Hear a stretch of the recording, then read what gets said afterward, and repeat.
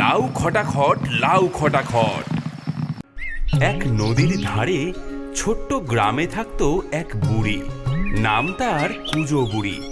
একাই থাকতো সে তার ছোট্ট তাল পাতার কুড়ে ঘরে। সেদিন রাতে কি ভীষণ ঝড়, যেন আকাশটা ভেঙে পড়বে। কুজো বুড়ি ভয়ে কাঁথার তলায় কাঁপছিল। ও বাবা গো, আমার ঘরটা যে গেল গেল গেল, ওই গেল। মরমর করে একটা বিকট শব্দ হলো। পরের দিন সকালে রোদ উঠলে দেখা গেল বুড়ির কুড়ে ঘরের জায়গায় শুধু কটা ভাঙা বাঁশ পড়ে আছে। হায় কপাল, এই বয়সে আর ঘর বাঁধবো কি করে? কাঁদতে কাঁদতে বুড়ির নজর গেল তার বাগানের বেড়ার দিকে, আর দেখেই তার চোখ গোল্লা গোল্লা হয়ে গেল। ও মা, ওটা কি? হ্যাঁ, এই আমার লাউ গাছটায়, বাপ রে, এ তো লাউ নয়, এ যে একটা আস্ত হাতির বাচ্চার মতো গোল গাল, চাঁদের মতো সাদা। বুড়ির মাথায় তক্ষুনি একটা বুদ্ধি খেলে গেল। সে তার ভাঙা ঘরের দাঁটা কুড়িয়ে আনলো। দাঁড়া, এই দাঁড়া বাছা, তোকেই আজ আমি নতুন ঘর বানাবো। এই বলে লাউয়ের গায়ে একটা চৌকো দরজা কাটলো। সারা দিন ধরে লাউয়ের ভেতরের সব নরম শাঁস, সব বিচিগুলো খুঁটে খুঁটে বের করলো। ভেতরটা যখন একদম সাফ, তখন দেখা গেল ওটা একটা আস্ত গোল ঘর। আরে আহ, কি আরাম! এই না জল ঢোকে, না হাওয়া লাগে, এ হলো আমার লাউ কুটির। বুড়ি তার কাঁথা, বালিশ, জলের ঘটি, তেলের প্রদীপ আর শুকনো লঙ্কা কটা নিয়ে ওই লাউয়ের ঘরের ভেতরেই সেঁধিয়ে গেল। এদিকে রাত নামলো, কিন্তু বাইরে আবার ঝড় উঠল। বুড়ি তখন গভীর ঘুমে। হঠাৎ ঘরটা কেমন দুলে উঠল। তারপর খটাস করে একটা শব্দ হলো। লাউটা তার বোটা ছিঁড়ে গড়িয়ে পড়ল। ও মা, ও মা, ঘর নড়ে কেন? এ ভূমিকম্প নাকি? আরে আরে, এ যে বন বন করে ঘুরছে। ওরে বাবা রে, আমার ঘর যে ছুটছে। সেই যে লাউ গড়াতে শুরু করলো, আর থামে না। ঢালু জমি বেয়ে লাউ গড়িয়ে চললো, আর শব্দ হতে লাগলো লাউ খটাখট লাউ খটাখট।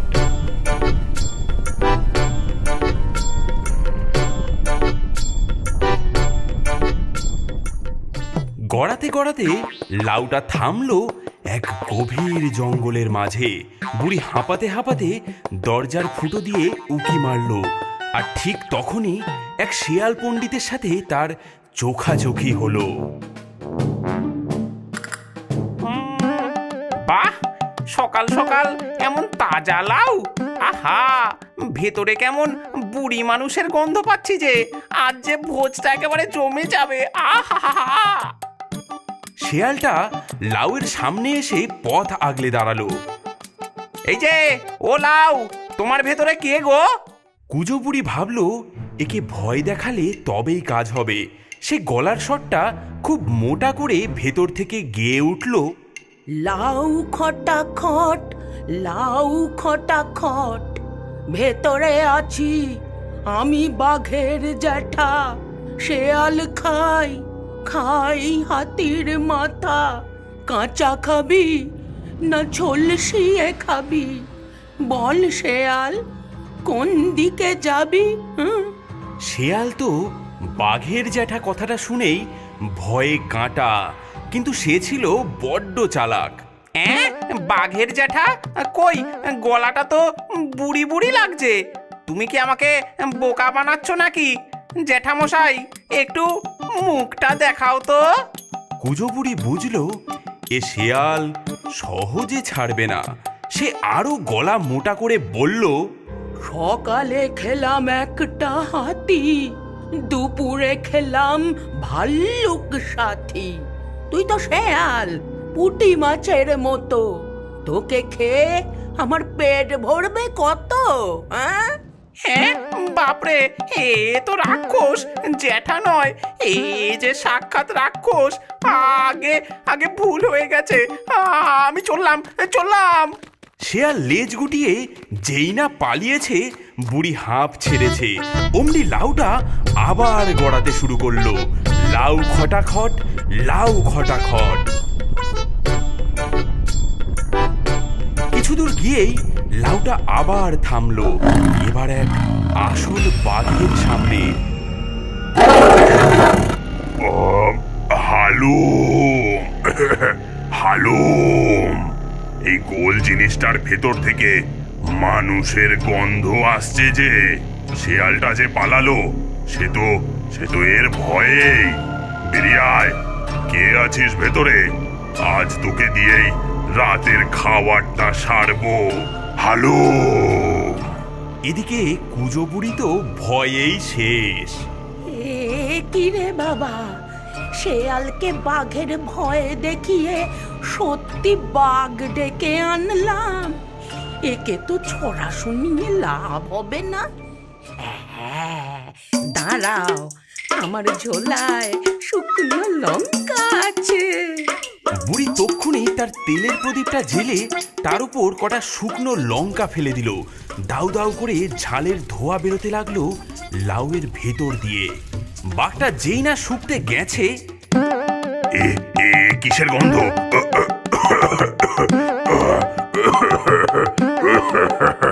বাঘের সে কি হাঁচি আর কাশি, চোখে জল এসে গেল। বুড়ি এই সুযোগে আবার ছড়া কাটলো। আমি লঙ্কা বনের ভূত, নাকে ঢুকলে হবি কুপকাত। বাঘ হ বা যাই হ, এক্ষুনি তুই ভাগ হ। হ্যাঁ, ওরে বাপরে, ওরে বাপরে, এ কেমন জ্যান্ত লাউ, ভেতর থেকে আগুন ভূত বেরোচ্ছে যে। ওরে ওরে, মরে গেলাম রে, মরে গেলাম রে, পালাও পালাও পালাও। বাঘ হাসতে হাসতে দৌড়ে পালালো। এদিকে লাউ আবার লাউ খটাখট করতে করতে গড়াতে লাগলো। এবার লাউটা গড়াতে গড়াতে একটা গুহার মুখে এসে ধড়াম করে থেমে গেল। রে, বাইরে কিসের শব্দ? সর্দার, দেখুন না, কি মস্ত বড় একটা গোল সিন্ধুক গড়িয়ে এসেছে। সিন্ধুক? ঠিক বলেছিস, এ নিশ্চয়ই রাজার গুপ্তধন। চল চল, ভাগি। কুজো বুড়ি তো এসব শুনে ভয়েই শেষ। সে ভাবলো, এরা তো শেয়াল বা বাঘের মতো নয়, এরা যে ঘর ভেঙে ফেলবে।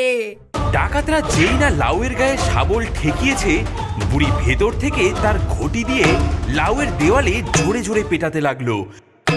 শব্দ হতে লাগলো ঘটাং ঘটাং করে, আর চিৎকার করে বুড়ি আবারও ছড়া কাটলো। ঘটাং ঘটাং বাজে বাটি, ভেতরে আছে জিন খাটি। সোনা ভেবে ছুবি জবে, পাথর হয়ে যাবি তবে। ওরে বাবা রে, সর্দার, জ্যান্ত ভূত, এ যে কথাও বলে। ওরে বাবা, ওরে বাবা, এ তো জ্যান্ত সিন্ধুক। ওরে পালা পালা পালা রে। ডাকাতের দল অস্ত্র ফেলে দৌড়ে পালালো। বুড়ি হাঁপ ছেড়ে বাঁচলো, কিন্তু ঝড়ের এক ধাক্কায় লাউটা গুহা থেকে বেরিয়ে আবারও গড়াতে শুরু করলো। লাউ খটাখট, লাউ খটাখট। এবার সে থামলো এক তেপান্তরের মাঠে।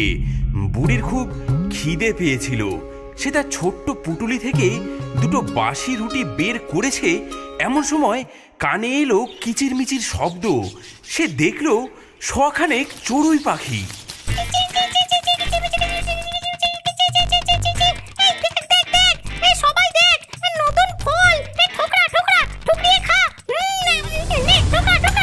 পাখির দল টুকটাক ঠক ঠক করে লাউটাকে ঠোকরাতে শুরু করলো।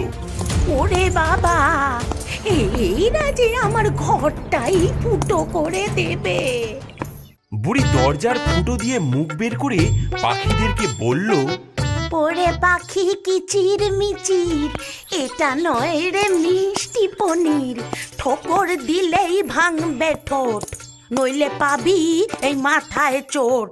পাখিরা ভাবলো এ আবার কেমন ফল যে কথা বলে। তারা ভয় পেয়ে যেই একটু থেমেছে, বুড়ি তার থলে থেকে সেই শক্ত লাউয়ের বিচিগুলো বের করে টুপটাপ টুপটাপ করে ছুঁড়তে লাগলো।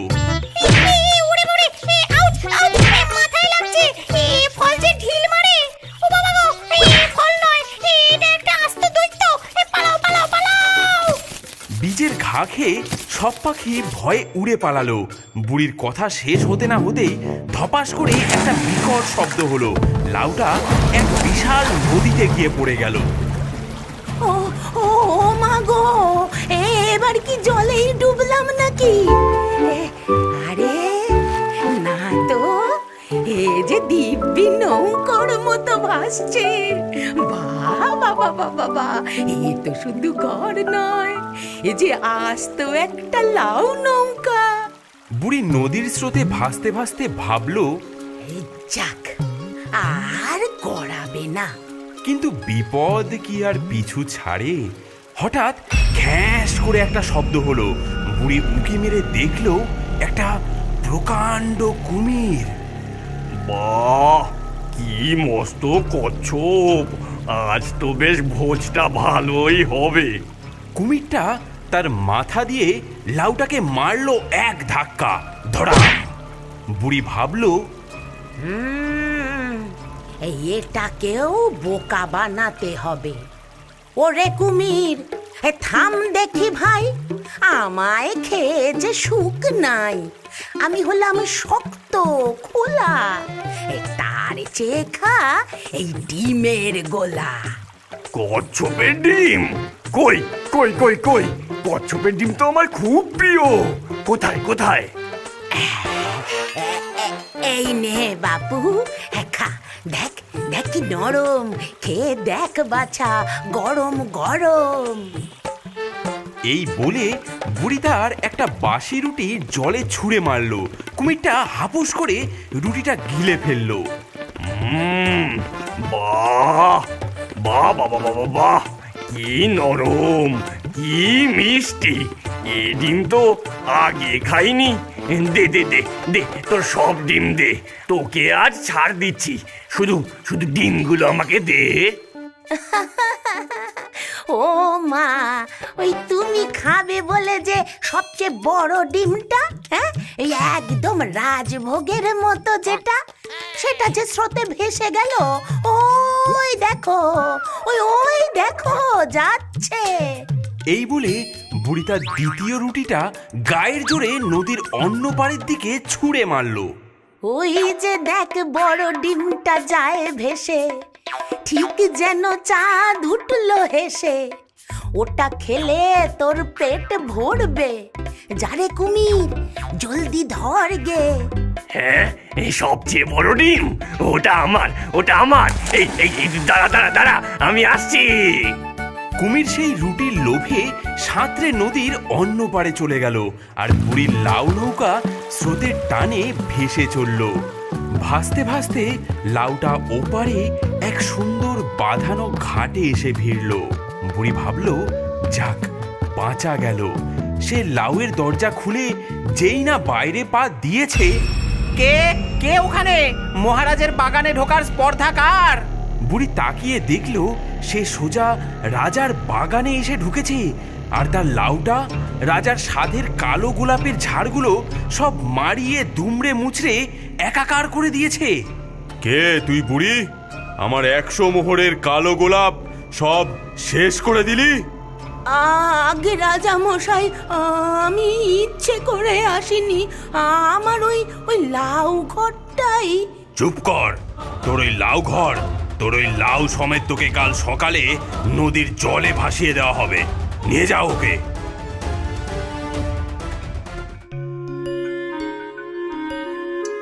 কি বুড়ি, মরার আগে শেষ কিছু বলার আছে? কুজো বুড়ি দেখলো কেঁদে কেটে লাভ নেই। তার চোখে পড়ল রাজার পাশে দাঁড়ানো রোগা ফ্যাকাশে রাজকুমারীর দিকে। সে হাত জোড় করে বলল, শুনুন রাজা, রাগ কমান। আমার আছে জাদুর সামান। এই লাউয়ের বিচির পায়েস আপনার মেয়ে খাবে করে আয়েস। কি বলছিস বুড়ি? আমার মেয়ের অরুচি সারাবি? আমার মেয়ে কোনো কিছু যে খেতে চায় না। ঠিক আছে, আমার মেয়ের জন্য পায়েস বানা, কিন্তু যদি মিথ্যা হয় তোর গর্দান যাবে।